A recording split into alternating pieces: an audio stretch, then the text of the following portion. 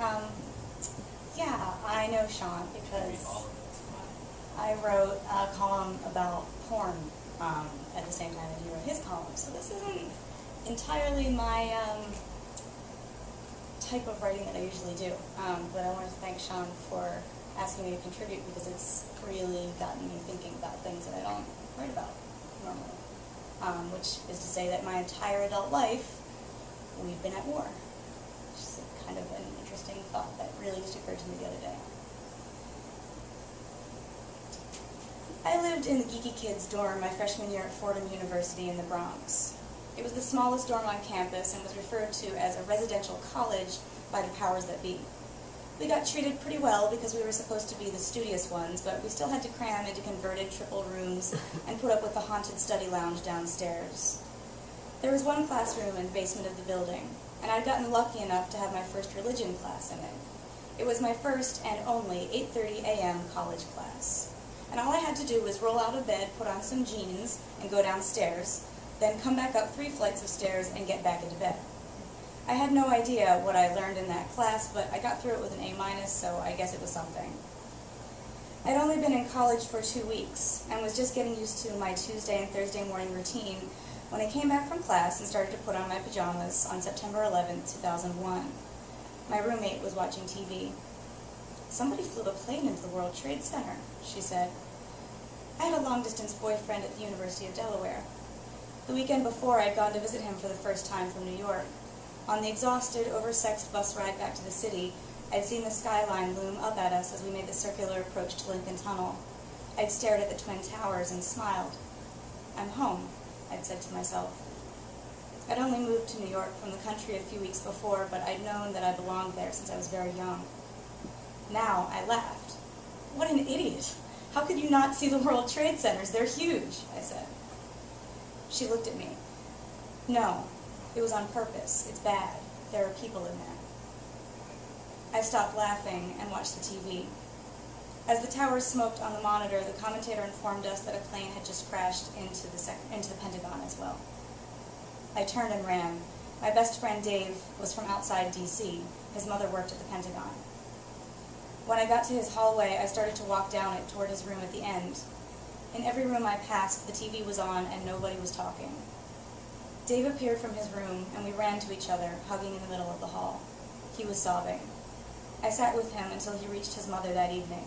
The phones had been out all day.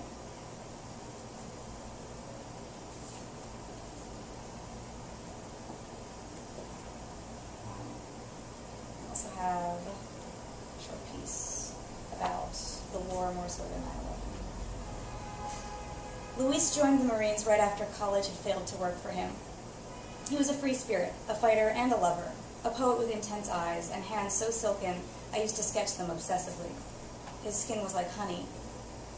He joined up before the war and was shipped off to Japan, then to guard the embassy in Malta, then Nairobi. He was career. His restless need for action made it the perfect job for him. But on his nights off, he would call the volunteer house I was sharing with hardcore practicing Catholics in the middle of the night from Kenya, leaving messages about hookers and police. When I told him he was freaking out my roommates, he would laugh and call again when we were all eating dinner. He did a brief stint in Iraq at the end of his tenure. He'd gotten married, he said. He needed a civilian life. So after Baghdad, he would be done. By this time, he was doing intelligence work. He couldn't tell me what he did or where he was, and his wife was not fond of our decade-old musty romantic attachment.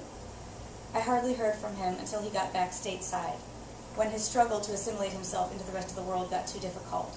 He would call then, sad and quiet and ready to burst. When he found out his wife was pregnant and that his best friend had joined back up to go to Afghanistan, nothing could have stopped him. He was never made to sit still. He sent me an email from somewhere one day saying that he was going out on a mission and he wouldn't be back for a while, that he missed me, that he wondered what had happened between us, that he hoped we could talk again someday. I wrote back, "Please write to me. Please don't fall off the earth again." I knew that if anyone could walk through the flames out there and survive, it was him. But could anyone? 6 months later, when I finally got another email saying that he had taken his first shower and slept on his first mattress in 3 months and was finished with his mission, I realized how worried I had been. I'd been busy, too busy with my writing and romantic entanglements to think of him often or deeply. I'd avoided it out of the terror of losing him. When I read the first line of his message, "I'm alive," I felt the cascade of knots unravel in my back and shoulders. I couldn't even write him back through the tears. He has a baby now, and he got a job in Virginia. He's been declared 60% mentally disabled and is trying to overcome his addiction to adrenaline. He says he doesn't feel right, that he saw things that changed him. But what he did is still classified, and his wife still doesn't like me. His eyes were always close to dead anyway, I guess, but now I wonder about those honey hands clasped on a gun, on a keyboard, on his son. Thanks.